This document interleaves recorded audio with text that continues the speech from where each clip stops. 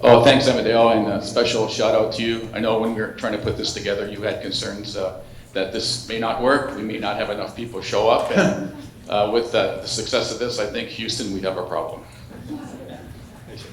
Okay, as Amadeo said, I'm Ron Pickett, RDM Management Group. I do business and financial telecom strategies, public and private sectors. I've recently done a number of municipal network strategies with at least 3 of the people up here. A little bit about myself. I've had 2 real jobs. I was head of telecoms for the Attorney General. And after listening to Mayor Thompson and at Dr. Reza's urging, I got to tell, when I got hired in the mid-'80s, I was like one of the first telecom guys working in technology. And I had 300 courthouses to look after. And this was just after terminal deregulation, so you didn't have to go to Bell for phones. You could buy them privately. So my boss, Maria Moore, who had just come in, the wife of Bill Moore, who ran IBM through much of the 70s, if you recall him, asked me, okay, we need to digitize all the courthouses. I need a plan. How long is it going to take? So I went down, took a couple hours to do a calculation. I came back and said it's going to take 18 years. Government services, they own the phone systems and they tendered things out one at a time, right? So she said, enough of that. If we get a special dispensation, we could do it all at one time. I said, sure, bring it on. So the government services people, they wanted to fail so bad, right?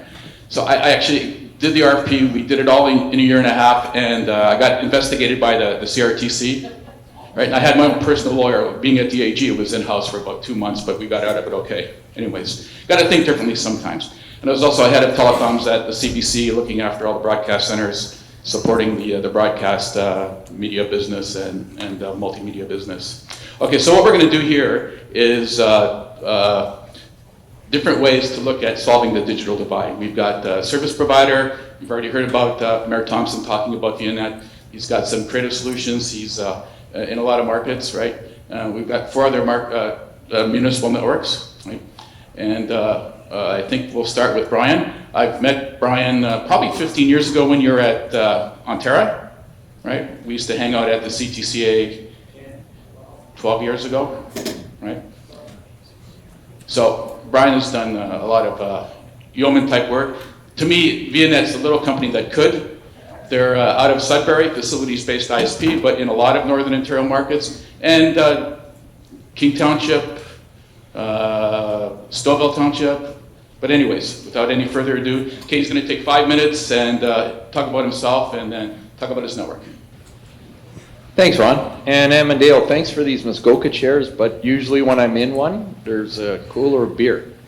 I really thought you'd have a cooler beer up here, but maybe next year? We have it back here. Matt and I have it. Okay, thanks. I'm Brian McCullum, the Director of Business Development at ViaNet. We're a Northern Ontario company, an hour and a half west of here. If you're not familiar with Northern Ontario and Sudbury, that's our head office. The company was started in 1988 by Will Gasteiger, who still owns the company. He started with selling computers and phone systems in Timmins. In '95, he said, what's this internet thing? Maybe we should get into it. He divested himself of the computers and the phone systems and started selling internet. Sold on to the Northern Tel network at that time. At the same time, I was working at the cable company. We were just getting into cable modem service. Well, Will and I sat down in his kitchen in Timmins and figured out third-party access in 1997. So they started getting into all the different cable systems. They started building their internet, and it was built using Bell and the Cable Co's networks. That went along for quite a while. Deregulation came into telephone. Geez, we better be a telephone company. So we became a CLAC and started opening up those phone markets and the markets we were offering internet in. Along came, more things were happening. Fiber started getting built. They weren't in at the beginning. They were working with the third-party providers that were building. Around 2009, they realized every time that these companies that own infrastructure change their business plan, it affects us. And it always didn't affect us in a positive way. And a decision was made, we better start building our own infrastructure to control our own destiny. So in 2009, we went out and purchased a small, dilapidated cable system in Chapleau, Ontario. It's about Amadeo, 5.5, 6.5, 6-hour ride north of here. Yeah. 2,000 people in this community. We bought the cable system in 2009, tore it down, and built fiber to the home. They were one of the first small communities in Canada to have a whole town wired with fiber. We saw that worked, so we started, where else are we going to go? Sudbury is our home base. We started building in Sudbury. We competed with everybody there. I keep saying Sudbury is the most competitive market in Canada. There are 2 fiber to the home providers, us and Bell. There's the Cable Co. that does residential, and they do fiber deep, no active system. And in the business market, we have a local utility that's built fiber, so there's 4 players offering fiber to the business. It is very competitive. So we looked at that and we started building fiber in more rural areas. We started building down in Southern Ontario. That started because we bought a wireless company in Southern Ontario, and it wasn't very good. So how do you make it better? And we know every 3 years you're upgrading, you're trying to catch up all the time. You're always playing catch up in fixed wireless, and it's a struggle and it's a lot of work. So we had an opportunity to build a fiber backbone from Toronto to Barrie with 3 other telecoms. They had a different need than we did. We compete with those guys someday, but today we partnered with them and we built a backbone. We built the backbone so we could branch off that backbone. We started branching off that backbone in King Township, in Innisfil, in Bradford, that's between Toronto and Barrie for those that don't know the area. Now we're getting deeper into the rural area. We're solving some of that problem. At the same time, we went over to Whitchurch Stouffville. Again, this wireless company we purchased, we were approached by a counselor, sat down and said, I hear you guys build fiber. I have a problem. I have a community of wealthy homes that have no internet. We had a tower right there. We could not service them because of tree cover. So we sat down and he said, look, Bell's going to make a pitch. Would you guys make a pitch? I said, sure, why not? We talked about it. We could get a connection from Rogers into that community, a 10 gigabit connection at a half decent price. It's not great, but it worked. If we got so many of the homes, we could do it. So Bell went in and pitched them. There was 270 homes in this catchment area. Bell said we want 240 homes guaranteed at $5,000 a home. We went in and said we want 160 homes at $2,500 a home. We couldn't get that. These are affluent homes in the millions of dollars, and they wouldn't cough up 2,500, 160 people. We ended up doing the project at 115. We took a gamble and it worked. One of the issues we had with the local people were, who's VNet? We don't know you. I don't want to give you my money. So here's the first thing municipalities can do. You can step up to the plate and work with companies like ours to bring services.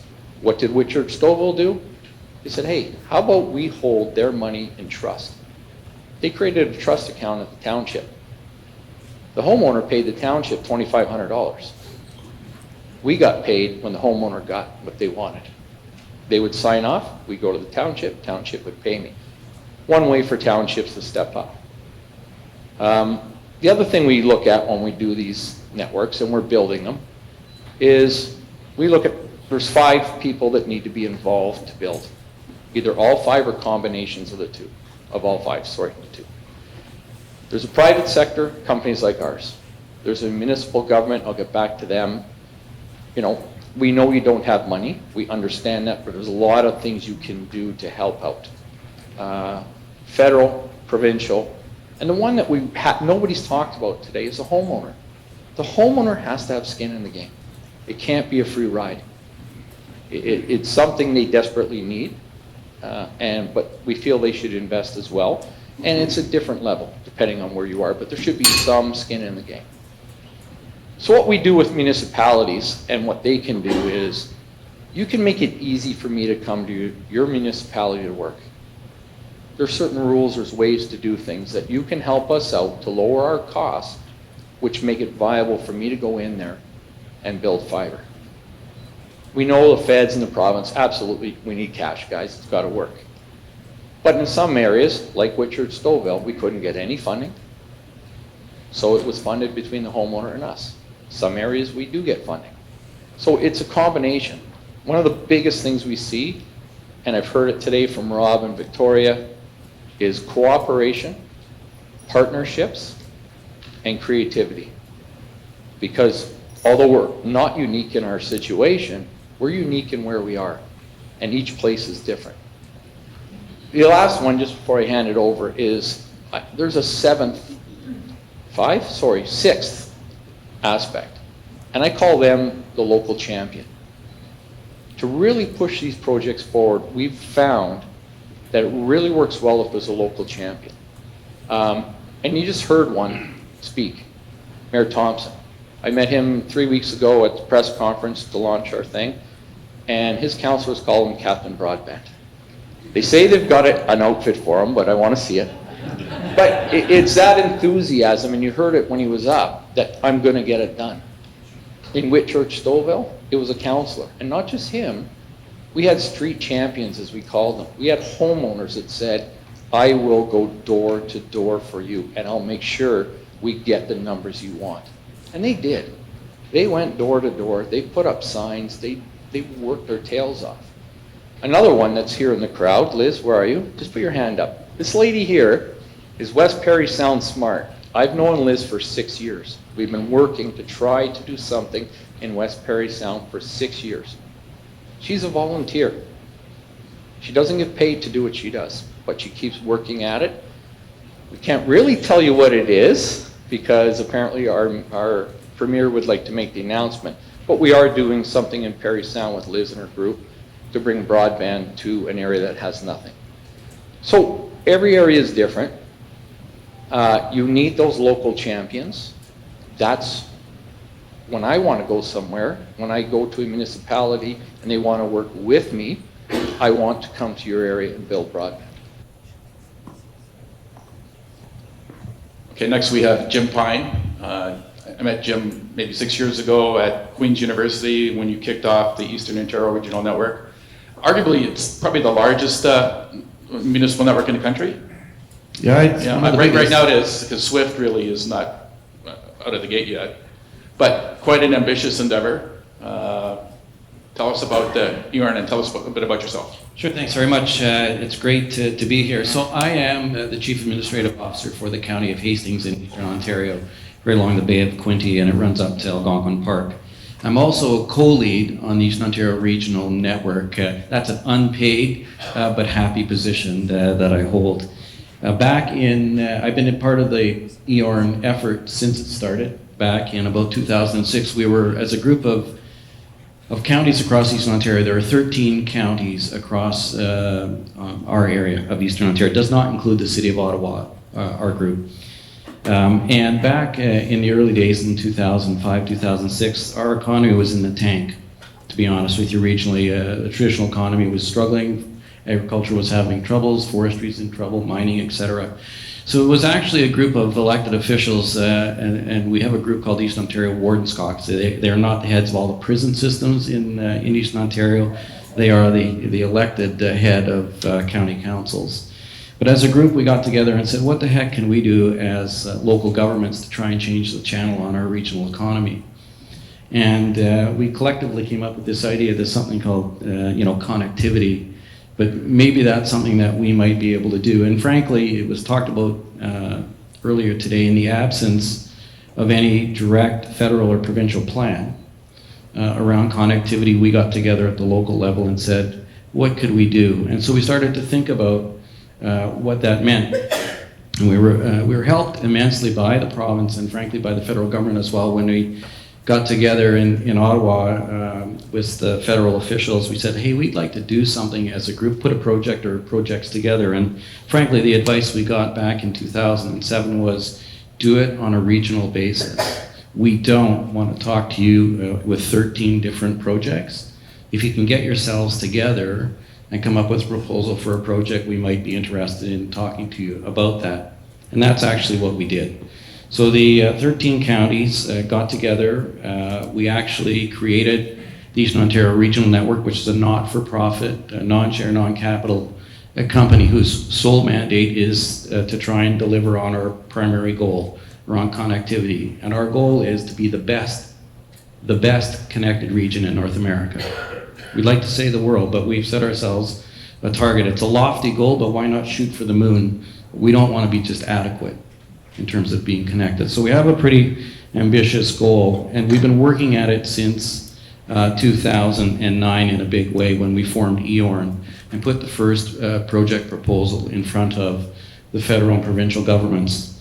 And we were successful in 2010 in obtaining federal and provincial funding for our project, which at the time was to take to at least 95% of Eastern Ontario. As Lisa, who was my counterpart, was up here just a little while ago, said, our region is the same size as the province of Nova Scotia. About 1.2 million people when you put everybody together. But our goal was to try and get the area to 95% coverage, 10 down, 1 up, back in 2009, 2010. And I can be honest with you that when we went to the industry with that, they said, nobody's ever going to need that.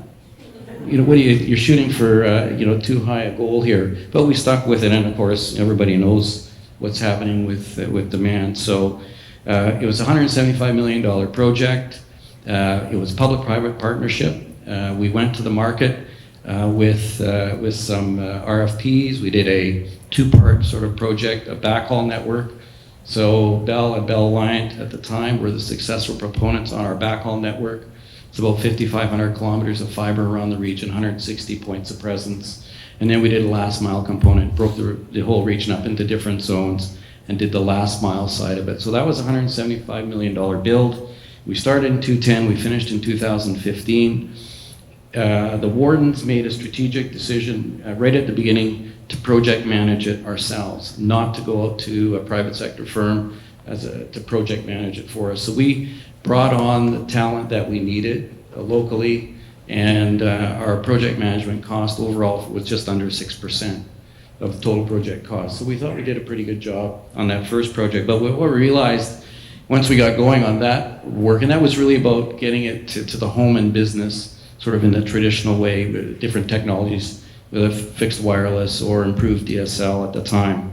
But what we realized, this is a real journey in terms of connectivity. There's no one solution at that time. And so we started to realize we needed to do more as a region, because connectivity is also about mobile connectivity or cellular networks. So since 2014, we've been working to prepare a business plan to improve cell coverage and capacities around the region. You can drive around Eastern Ontario, you can go for 100 kilometers and have no signal at all. You can't make a call. You've heard Alan and others talk about in other parts of the province. So we put a project together, a proposal. It took us 4 years, but in June we got the final approvals from the federal government. So we're receiving $71 million each from Ontario and Canada. We're going to go out to the marketplace, and the local municipalities, the Wardens Caucus and our separated cities are chipping in another $10 million. Local municipalities will have contributed in the 2 projects that I'm talking about, $20 million. So we put our money where our mouth is. What little we have, we put some towards those 2 projects. So that build is worth about $213 million around the mobile side, the cell side. We're just completing our work with Fausto and his great staff around the TPA and CA agreements, and we should be going out with RFPs very soon to the market to try and get that PPP going as well. The third thing that we're doing, we realize, as I say, it's a journey.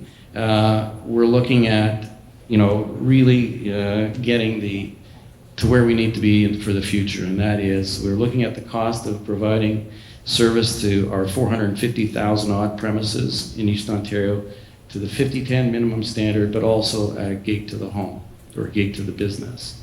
So we've been working with our engineers to develop a model and costing to do that, because ultimately, if at the end of the day we could get a gig to everybody's home, we will have done a pretty good job in Eastern Ontario to make it one of the best connected regions, maybe the best connected region that we can be in North America. So there's a lot that's going on. It's all locally driven, but we're thankful that the federal and provincial governments support us in those projects, because without them, we couldn't do it. And I should also say that without the private sector, this would never happen either.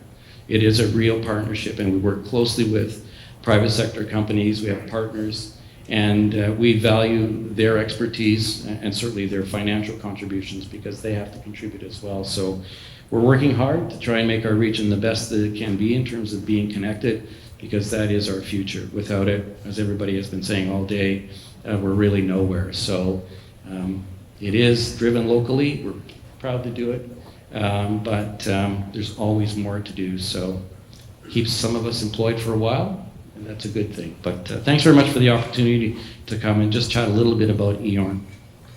Okay, our next speaker will be Chad West from the Valley County Fiber Network in the very beautiful Annapolis Valley, Nova Scotia. Dr. Reza and I had the pleasure of working with Chad, helping him with the business plan. Dr. Reza led the team. David, my partner, did the financial modeling, and I was essentially Dr. Reza's bodyguard. So the Annapolis Valley, a great part of the country. It's like the Niagara Peninsula, but with better seafood. Thanks, So Ron. Chad, talk to us about the BCFN. Yeah, so my name is Chad West. I'm the manager of IT for the County of Kings.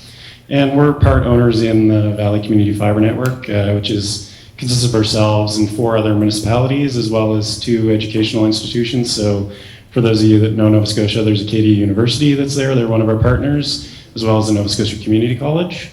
We've actually been around quite a long time. It was sort of originally conceived 2005. Took a little while to get off the ground. We had the fiber initially built in 2008, but we've pretty much been just treading water since that point, in the sense of we've had the fiber, it's been a dark fiber network, and we've brought some people on board, some IRUs and some leases, but we really weren't taking full advantage of the asset that we have. And we've talked to some people since, and they say that they wish they had the asset that we have, and it's the sort of thing that by having it, we need to be responsible and say, how can we make the best use of this, and how can we get the best benefit for our citizens? We recently received funding through the Connect Innovate program, the County of Kings itself. And so we're looking at pretty much doubling of the amount of fiber that we have. And so we've engaged with some people to do a business plan, as Ron was saying, and we're looking at what the future is going to be for our network. There's only so far that you can take the dark fiber model, and so we're looking at all kinds of alternatives in terms of different lit models. And something that's very important to us is really how to engage with all of the ISPs that we do have available, because we do have a number of medium and small size ISPs in our area. And so pretty early on, we engaged with them and sort of said, this is what we're looking at building, and we wanted to get feedback from them and make sure that we weren't putting fiber up that didn't go where it needed to be or wasn't structured in the way they needed to be structured. So that's really where we are today. We should likely be building, I expect in the spring is when we're going to start our expansion. So that's kind of where we are. And you're doing a more in-depth session tomorrow? Yeah, I have a Q&A tomorrow, so Yes. save some material for them, I guess. Yeah. Okay, lousy broadband, but great seafood. Next speaker is Gianni Creda. He's going to talk to you about Canada's newest ISP, Envy Networks, using the UTelco model. Our company's been working with Envy Networks for the last couple of years. My partner David is their CFO. Okay, Gianni, talk to us about Envy. Thanks, everyone. So my story won't be as detailed and lengthy as some of the others here, because we're the infant of the group here. We're only been around for about a year and a half or so now. I'm the president of Envy Networks. I've been with the company for just about a year now, so relatively new to the group, but been in telecom for about 20 years. Envy, I guess the thought behind it came about 2013, 2014, when Newmarket Council, so we are a municipal ISP in the town of Newmarket, Ontario. And 2013, 2014 timeframe, there was a study done to look at driving economic development into the town and the community, which was kind of led to the requirement and need to have increased and better broadband connectivity, also acting as a foundation for future projects and initiatives that the town wanted to undertake. So following support from council, a plan was put in place to look at enabling and creating a broadband company. And over the past 5 years or so, they've gone through different plannings, how to structure it, how to put it in place, and eventually in 2018, Envy was launched. So it's been about a year and a half in the making right now. We have been building out a network, all fiber-based in the town, really focused on the commercial segment at the moment, kind of establishing the foundation and making sure everything's kind of in place, looking at building last mile fiber connectivity to along the commercial corridors in the town of Newmarket. We have really focused on reliability, redundancy, efficiency, so we have a couple of primary points of presence within the town that are geographically diverse. We actually connect back down into Toronto, so for many of you that are here, the infamous 151 Front Street, which is the kind of carrier hotel to all the main carriers across Canada. So we actually connect down in there via diverse paths. So the thought was really to build the foundation of that infrastructure that we can then leverage even to assist very close by communities. If you look at our name being NV, it's a play on the Northern Six, so the Northern Six communities, EN and then the VI.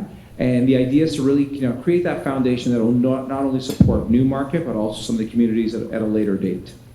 So we are live, we are operational, we are supporting both the town, the hydro with internet connectivity. We've got a number of businesses that have come on board. Interest and uptake has been tremendous so far. And people just love to support the local community and the local ISP there. So future plans, we're looking at different options and additional services to bring onto the network, because it's been said here before that you can't just be a broadband company. You have to offer additional products and services. So we're trying to diversify in that regard as well. But that's where we sit today. Thanks, Gianni. Yeah, I was quite actively involved in that through the Chamber of Commerce. Our mayor was quite involved. He pushed it. Mayor Thompson, do you know Tony Van Bynen? He just got elected MP for Newmarket Aurora, so hopefully he can be an advocate for us in Ottawa. So I urge you to beat him up. Okay.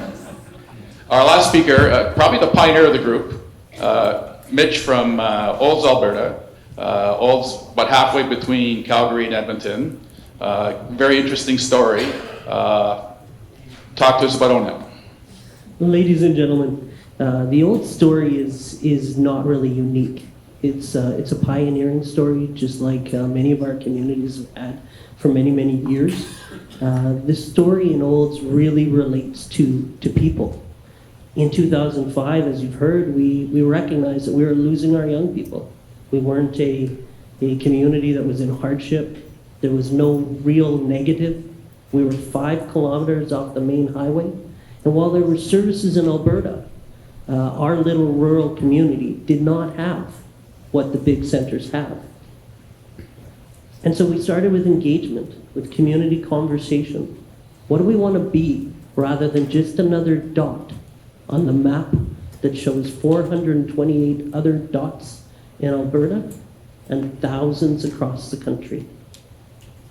And so the conversation was, could we become connected? And could we use connectivity as an equalizer, or connectivity as an opportunity to grow our community? Now, our story, long and short, a great group of volunteers got together. They lobbied the municipality to explore funding opportunities after building a business plan, spending countless hours wooing the incumbents. One of the greatest lessons in that is that the employee replacement program that occurred for the incumbents, when somebody said yes, it was amazing how quickly that employee was replaced, and our timelines extended. So there was very little support or opportunity to build our network, to advance our initiatives without doing it ourselves. And the community had gone to the table with the idea that it would put money in and try to support the growth and development. The old story is one where we borrowed 100% of the monies needed as a community, lent it to our nonprofit, and had a group of volunteers and community leaders with business acumen build a network, a service delivery company, and create a reasonable product. Not just a reasonable product. We relied on people like Calix. We relied on people like Rob McCann for good support and solutions that enabled us to create a triple play service that is profitable in a little rural community that started with just 7,000 people. We created a profitable company that competes with the Shaws and Telluses of the world and succeeds in a rural space. And it all has to do with empowerment, engagement, and the power of community that sometimes we all forget in the conversation. What the ability of the community is to support and sustain projects that they believe in. Okay, thanks. Before I open for questions, I just wanted to say, okay, I teach a fourth-year innovation leadership program at Georgian College, and I get my kids' attention by scaring the crap out of them because they're just about to hit the workforce. And unlike my generation, we were get your degree, get a job as a middle manager, work 30 years and retire. These kids are probably going to work 50 years. They're not going to have a pension. Half the jobs as we know it today are arguably going to disappear. There's some very disruptive technologies that are emerging, like artificial intelligence, Watson, blockchain. That will likely eliminate various layers of middle management in a lot of corporations, right? There's DNA sequencing, quantum computing, autonomous cars, all kinds of technologies that are fundamentally going to change the world as we know it. And guess what? These are very bandwidth-intensive technologies. And we should be talking gigabit services, fiber optics. This 10/50 is it's not where it's at, right? And I just wanted to finish by telling one of my favorite stories. When the Americans were building up the railroads in the States in the 1800s, they went to St. Louis, which was the natural gateway for the West, with the arch, right? And they said, we want to put the railroad here. We want you to be a hub. And they said, well, we got the wagon trains, we got the river boats, this railroad thing, we're not quite sure. So you know what? They went to Chicago. Questions?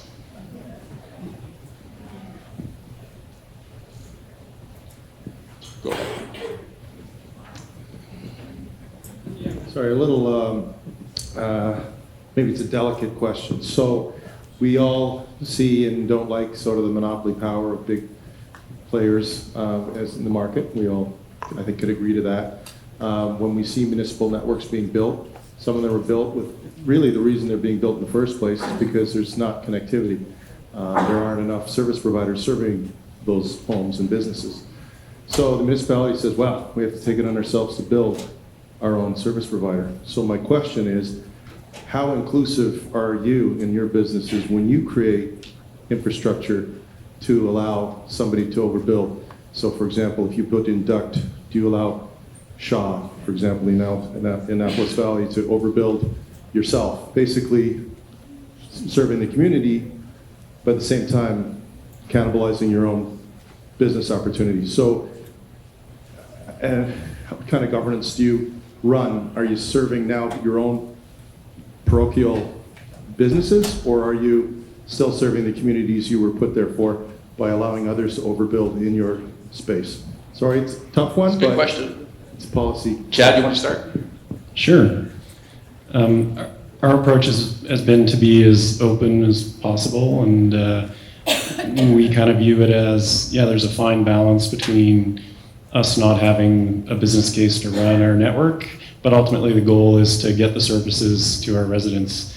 And sometimes that means, trading off some revenue that we might have on our services just to get the services there. Generally, what I've seen is our preference obviously would be for the larger players to make use of our network and to maybe have transport or something on our network to these communities, or branch off of it for last mile services. But they don't tend to seem to be open to doing that. We've had discussions with them, so it tends to be the smaller and medium-sized players that are much more willing to work together and kind of push things forward towards the common good and try to come up with a solution that works for everyone. The larger players, not so much. In terms of overbuilding specifically, I think what we've really seen is it doesn't really matter what we think. If they want to overbuild, they will. And that's just the way that it seems to be. Yeah, we actually put a number of calls into the incumbents asking if they would work with us. They didn't return our calls. Gianni, do you want to have a crack at that? Sure. Okay. So, from my perspective, I'm very supportive of cooperation, plain and simple. The last thing you want to do is just expend capital to do the exact same thing over and over again. Specifically for us in Newmarket, we've actually done joint builds with the incumbents. So we've done joint builds with Rogers. Specifically, they've been doing a lot of builds in the area, and they're very open and receptive to it. We've done joint builds with Bell and such. So anytime that we're actually looking to build services from a core perspective, where we're trying to pull significant fiber and such, we will go out to circulation. We will see if others are interested. And I'll actually look to see if there's opportunities to share ducts that maybe others have put in place as well. From my perspective, the incumbents may just want to own and operate everything, like Chai was saying. But for us, if we can expand and we can put the capital to better use elsewhere, why would I want to go out there and just own the ducts and the infrastructure just for myself? I'd rather put that into better services for the community, the businesses, the last mile build, because that's a costly component for us, and that's one that the individuals or those businesses will sometimes not be willing to pay, not because they don't want to, but it just doesn't fit their business plan and their costs associated with it. So I think that the more you can work together when it comes to these builds, as well as the more that there would be some foresight. When you look at things like, I think, Calvin, you said, putting ducts in the ground.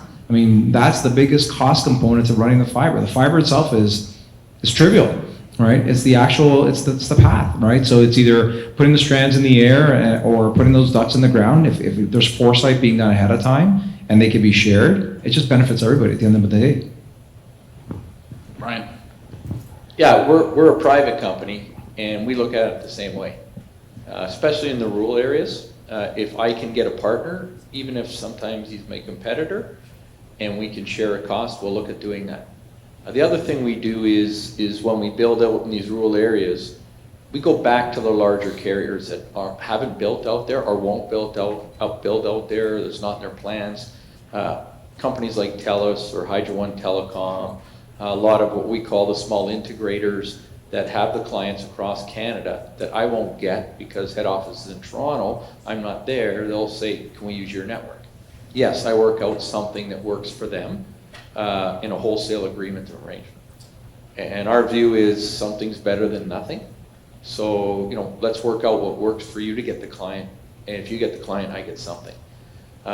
We also look at shared builds, just like Johnny said. If we're going somewhere, especially in rural, again, if you can get somebody that has the same need, away you go. The other one are overlash agreements.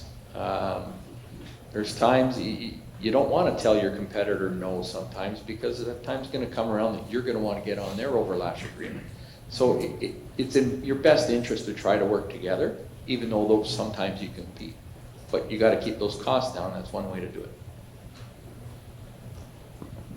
Jim, you want to take a crack, because you've had good success dealing with the telco as a partner?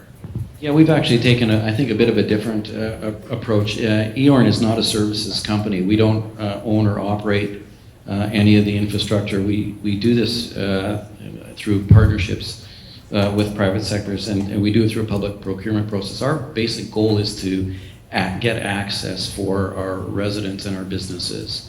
And we realized way back when that we neither have the skills or the abilities or the deep pockets, perhaps, to run and operate networks. But what we can do when we're using public money, whether it's federal or provincial or local dollars, is try to ensure that over the long term these dollars continue to work. It's not just a one-time spend. So in our case, for instance, in our first project, we had contracts that run for 14 years with any of the companies that won our bids. And in those contracts are service level agreements. So as demand was growing in a network area, we have a system in place of red, yellow, and green flags that would say when we get to certain segments of a tower that was over capacity, then the company was required on their own dollar to upgrade those sectors. And that's worked pretty well, actually, through the course of the project. And since we ended our first project, that $175 million first project, working with our partners, we've calculated they've spent on their own about $100 million in additional investments around Eastern Ontario. And it's probably low now since the last time we went with it. So our approach is a little bit different. It's not about running anything, but it's making sure that the private sector that we partner with are able to provide the access and to continue to grow their networks as the demand grows. And it's been a pretty good effort for us. I think it's turned out reasonably well, but demand just keeps growing like crazy, and we just have to keep working at it. Any words, Mitch?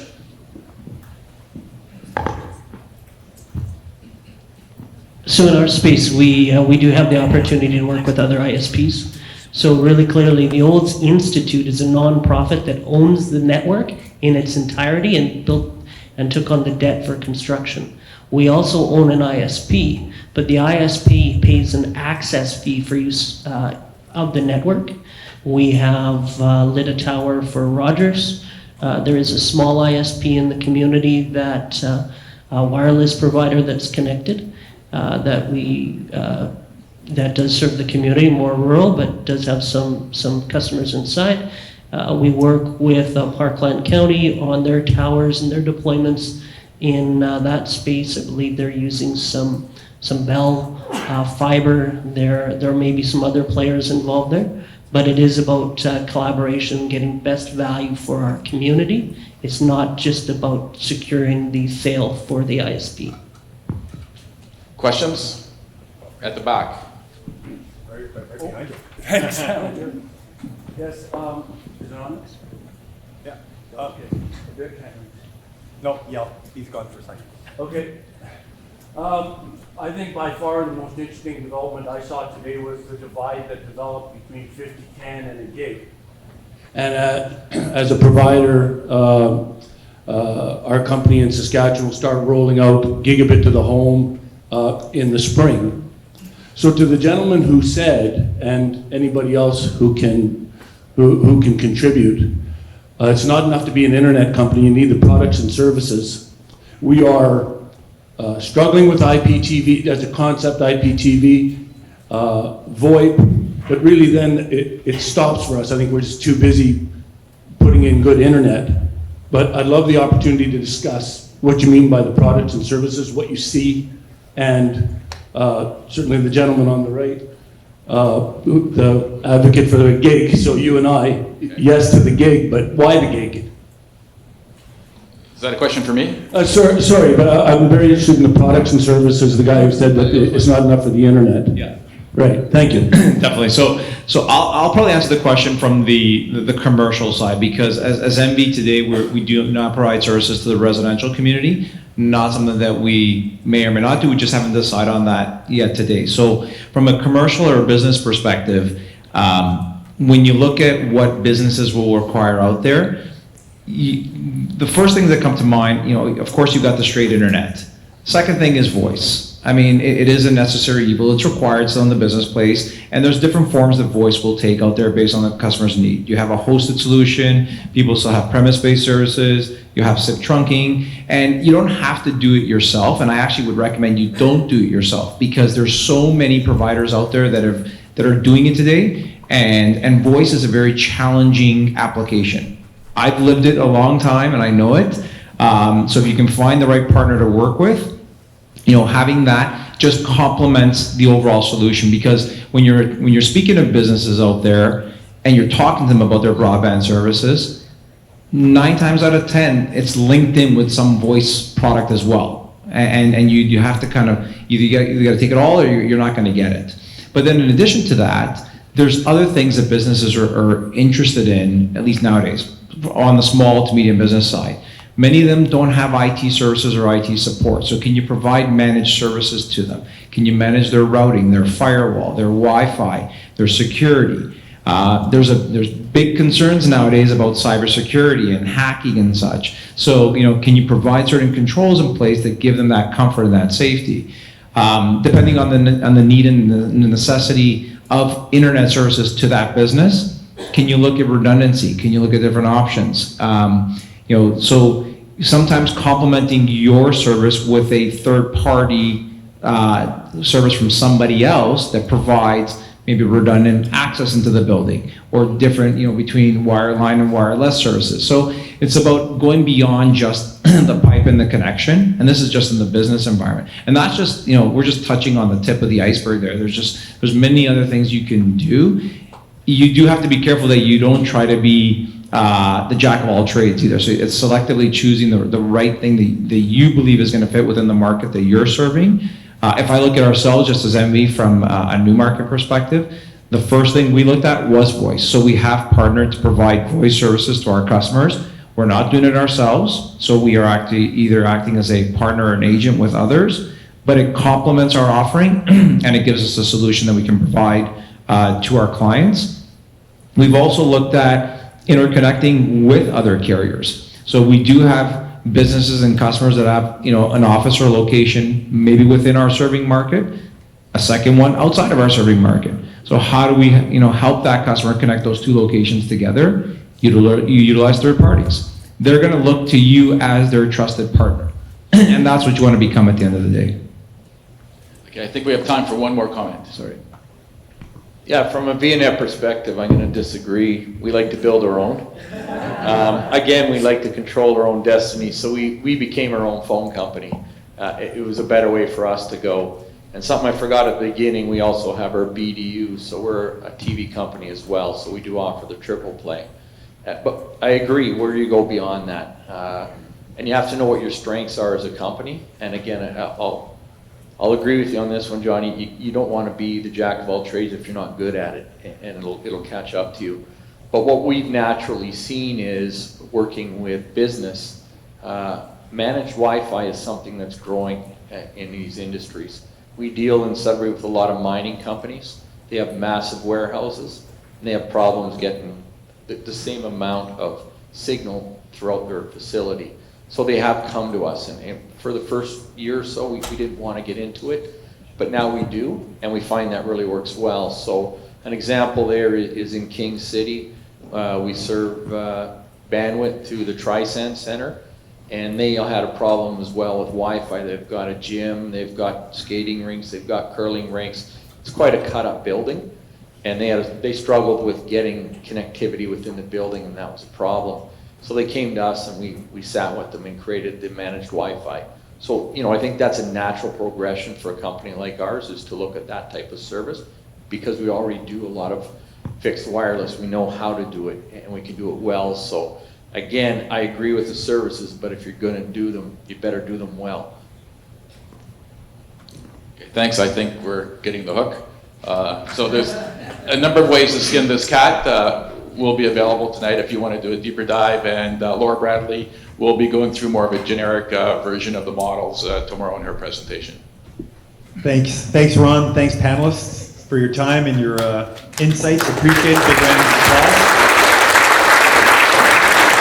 Good.